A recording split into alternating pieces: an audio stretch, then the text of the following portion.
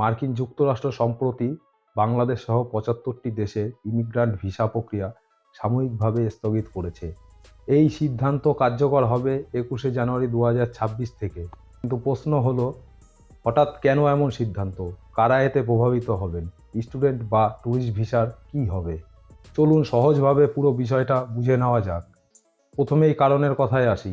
মার্কিন প্রশাসন এবার কঠোরভাবে প্রয়োগ করেছে একটি নীতি, যার নাম পাবলিক চার্জ পলিসি।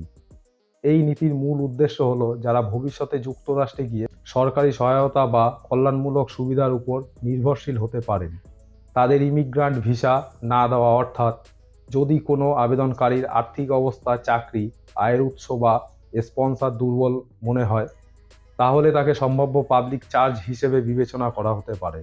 মার্কিন প্রশাসনের মতে, এতে করে ইমিগ্রেশন সিস্টেমের অপব্যবহার বন্ধ হবে এবং সরকারি কল্যাণ ব্যবস্থার উপর চাপ কমবে। এখন আসি কোন কোন দেশ এতে প্রভাবিত হয়েছে। এই তালিকায় রয়েছে Bangladesh, Pakistan, Iran, Russia, Brazil, Afghanistan, Nepal, Bhutan, Nigeria সহ আরও ৭৫টি দেশ।